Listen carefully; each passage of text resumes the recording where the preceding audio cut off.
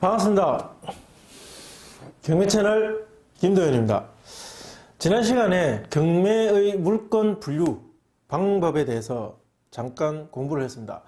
경매 물건은 결국 자동차를 제외한 결국 부동산이기 때문에 부동산의 종류로 분류하는 경우가 참 많습니다. 단독주택, 공동주택, 상가도 집합상가냐, 또는 근린시설, 통건물이냐, 또는 상가주택이냐, 그리고 또 농지 중에서도 전답, 과수원이냐, 이렇게 분류하는 사람들이 많습니다. 그게 일반적인 분류니까요. 그렇지만 경매 물건을 분석하는 입장에서 본다면 이 물건의 종류, 부동산 물건의 종류가 무엇이냐도 중요하지만 경매라는 방법을 통해서 취득해야만 하는 부동산이기 때문에 그 물건을 취득하는 과정에 있어서 발생할 수밖에 없는 분쟁의 정도에 따라 분쟁이 어느 정도냐에 따라서 물건을 분류하는 방법도 훌륭한 방법이라고 생각합니다. 그 예를 오늘은 농지 물건을 통해서 한번 제가 보여드리도록 하겠습니다. 같은 농지임에도 불구하고 이렇게 다를 수 있다. 그 다름이, 그 분쟁의 종류의 분쟁의 다름이 얼마나 큰 영향을 미치느냐를 여러분들은 느낄 수가 있을 겁니다. 거의 시세대로, 즉 매매가처럼 오히려 매매보다 더 유리하게 쉽게 매입할 수도 있고, 반대로 몇 년에 걸쳐서 복잡한 소송을 하고 정말 정신적인 스트레스를 받으면서 해결해야 될 수도 있습니다. 그 차이가 그 부동산의 물건 종류만큼이나 큰 우리한테 영향을 미친다는 것을 강하게 여러분들한테 말씀드리고 싶어서 이렇게 길게 설명하는 것입니다. 한번 직접 보면서 제가 설명드리겠습니다. 사건 번호 대구지방법원 의성지원 2016타경 1170호.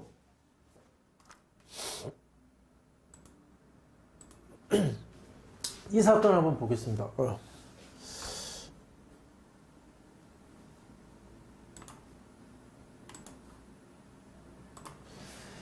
이 사건 한번 보시면 농지입니다. 농지 사건입니다. 농지고 1131평이고 토지만 매각입니다. 토지가 경매에 나왔습니다. 농지가 경매에 나왔는데 감정가는 8,197만 2,600원입니다. 그리고 한번 유찰돼서 70%가 된 5,738만 1,000원이었습니다. 그리고 누군가 미납을 했습니다. 7,700이 낙찰받고 미납을 해가지고 다시 나온 물건입니다. 이 물건을 8,510만원에 또 누군가가 낙찰을 받았습니다. 한 사람이 들어왔네요. 한 사람이 들어와서 낙찰을 받았습니다.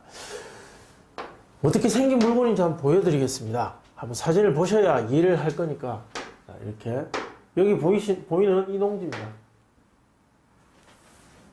어려운 건 없죠. 한번 보세요. 이렇게 생긴 농지입니다. 자, 여기서 한번 볼 수 있을 거예요. 이 컨테이너입니다. 이 컨테이너 하나. 이 큰 밭에, 보이시는 이 큰 밭에 이 농사를 짓기 위해서 컨테이너 하나 정도는 갖다 놓고 농막 기능을 하면서 쓸 수 있습니다. 이것이 이 땅 영향에 지대한 큰 영향을 미치느냐? 그렇진 않죠. 그러나 경매에서는 또 다를 수 있습니다. 여기 보시면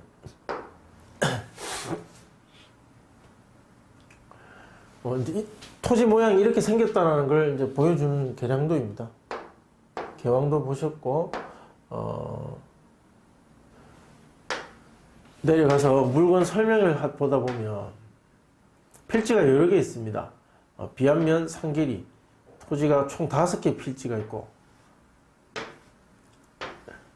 여기 보시면 여기 현황조사서에 이런 내용이 있습니다. 1회차 현황조사, 1회차 현황조사를 나가니까 지상에 식재된 수목, 이 수목은 낙찰받으면 토지 부합물로 낙찰자에게 간다고 보시면 됩니다. 굳이 뭐 주장해서 뽑아가겠다 하면 가져가게 놔두면 되는데, 일단 그렇게 알고 계시고 그 우리 컨테이너 부분에 대해서 집중해 보겠습니다. 자, 이 수목이 문제가 되는 것이 아니라 이 컨테이너가 소재하는데 점유자는 만나지 못했다고 되어 있습니다. 이 컨테이너에서 사실상 주거를 하고 있다면 굉장히 복잡한 문제가 될 수 있습니다. 이 농지 취득 자격 증명 필요라고 되어 있습니다. 이 농지이기 때문에 농취증을 발급받아서 법원에 제출해야 됩니다. 이 부분은 다음에 농지에 대한 학습을 할 때 제가 제대로 설명하고 발급받는 방법도 말씀드릴 겁니다. 이것은 나중에 이제 다루도록 하고요. 우리가 지금 여기서 집중해야 될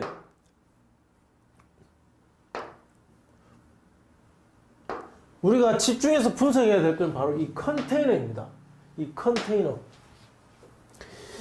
컨테이너가 사진을 다시 보면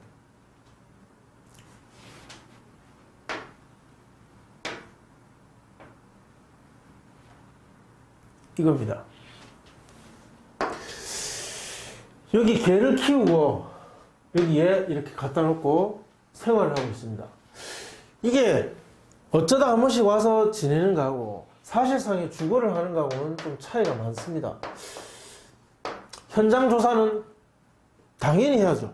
당연히 현장 조사를 해야 됩니다. 그러나 낙찰된 이후에 이 사람이 이 토지를 주는 것이 싫어서 여기 와서 계속 많은 시간을 거주하면서 지내면서 농사를 계속 짓는다고 생각해 보십시오. 이 컨테이너 어떻게 덜어내겠습니까? 지금 이 컨테이너는 이 땅 부지 안에 있습니다. 지게차 가져와서 그냥 덜어내면 되겠습니까? 잘 모르시는 분들이 제 말을 설명을 들어도 얼핏 들어도 이거 보통 일이 아닐 수도 있겠다라는 게 느껴지실 겁니다. 그리고 두 번째, 창원지방법원 밀양지원 2018타경 546 3번 물건입니다.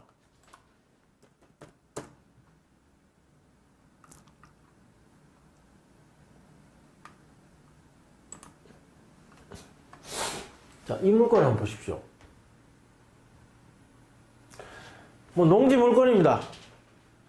좀 전에 우리가 학습했던 물건과 비슷한 밀양시 초동면에 있는 농지입니다. 면적은 좀 더 작죠? 아까는 1000평이 넘었고 이건 828평. 토지 매각입니다. 감정가 1억 6,400이고 한 번 유찰돼서 80%입니다. 어떤 지역은 70% 됩니다. 어떤 지역은 80%고 이런 지역은 30%씩 유찰되는 거고 80%인 지역은 20%씩 유찰됩니다. 대구지방법원 또는 제주지방법원 이런 곳이 이렇게 되고 대부분은 20%씩 유찰되는 곳이 많습니다. 사진을 한번 보겠습니다. 어떻게 생겼는지 보시면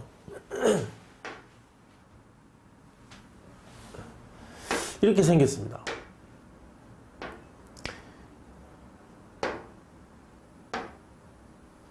답입니다. 논인 것 같습니다. 그런데 현황조사 설명을 보면 소유자가 직접 농사 짓는 걸로 되어 있습니다. 소유자가 직접 있고 그리고 주변에 컨테이너라든지 기타 다른 건 없습니다. 딱 토지만 있습니다. 이렇게 토지가 있고 주인이 직접 농사를 짓고 있는 이 물건은 낙찰받는다면 어떤 일이 있겠습니까?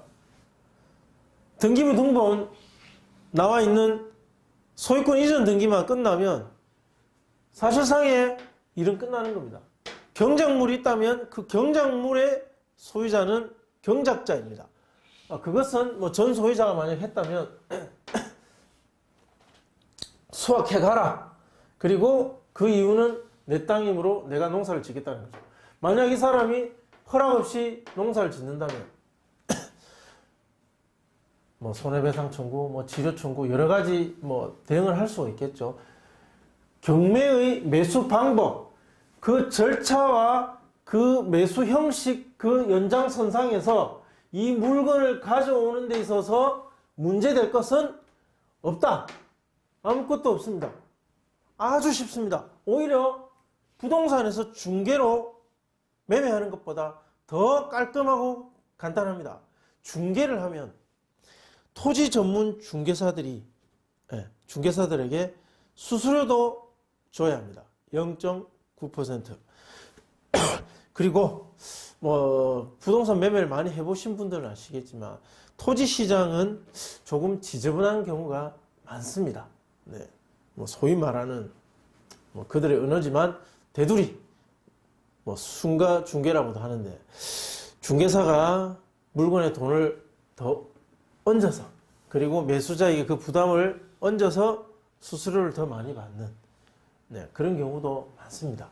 그런 지저분한 꼴 이것저것 보지 않고 깔끔하게 법원이 대두리하고 수수료를 과다하게 받고 그런 자기 이익을 위해서 움직이는 기관이나 집단은 아니지 않습니까? 법원으로부터 깔끔하게 사들이는 방법이기 때문에 오히려 더 좋은 상황일 수도 있습니다. 거기다 시세보다 조금이라도 더 싸다면 굉장히 유리하겠죠. 그러면 다시 제가 준비한 자료로 돌아가서 정리해 보겠습니다.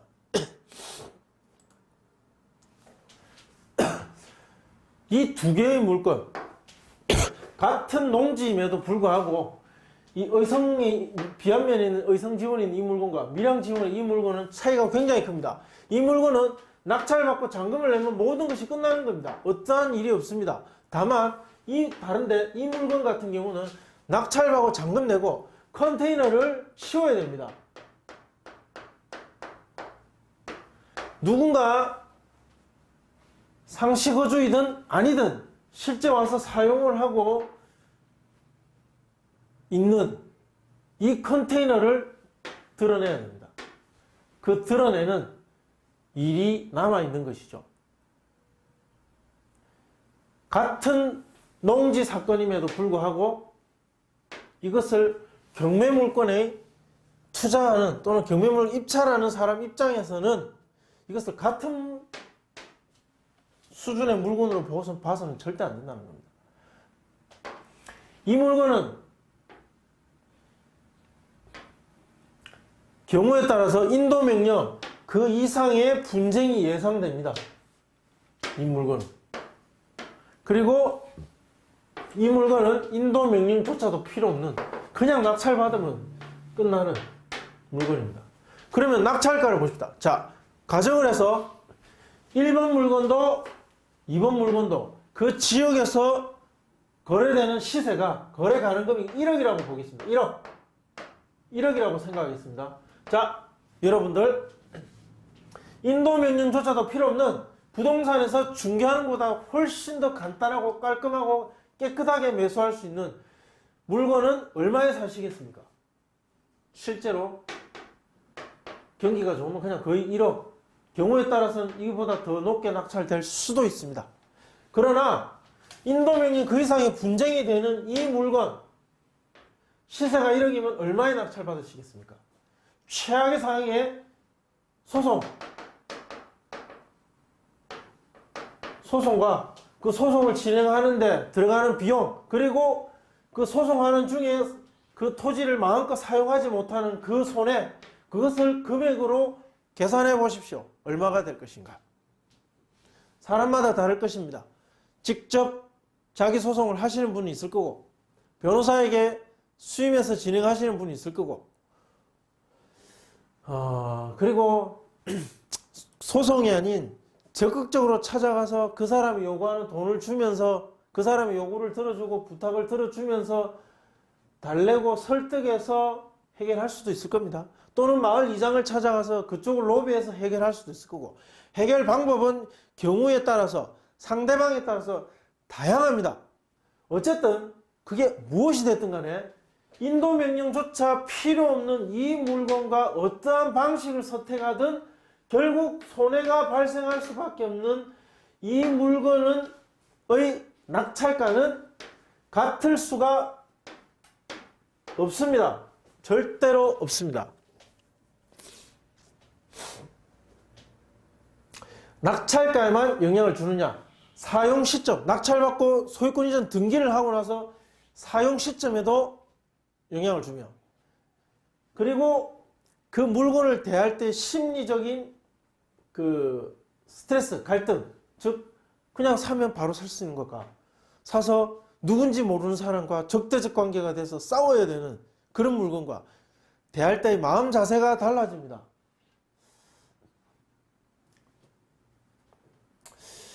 그래서 경매를 하겠다, 낙찰받아서 그 물건에 이익을 내겠다, 어떤 특정 물건이 나는 꼭 필요하다, 어떠한 목적으로 접근하든 간에 그 물건을 낙찰받아서 완전히 내 거로 만드는 그 과정과 절차가 굉장히 다르고 스트레스가 차이가 많이 나며, 받게 될 스트레스가 차이가 많이 나며 분쟁의 정도가 굉장히 다르다라고 한다면 지목이 무엇이냐의 그 차이보다 사실 이러한 분류로 이렇게 분류해서 그 물건을 대하는 것이 훨씬 더 현명하다는 거죠.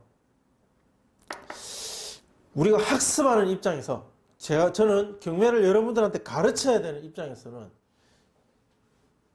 이 방식으로 여러분들한테 설명하고 분류해서 지식과 경험을 전달해 드리는 것이 훨씬 더 효과적이다고 봅니다. 그래서 이렇게 분류하고 이런 물건들을 예를 들어서 설명을 드린 것입니다.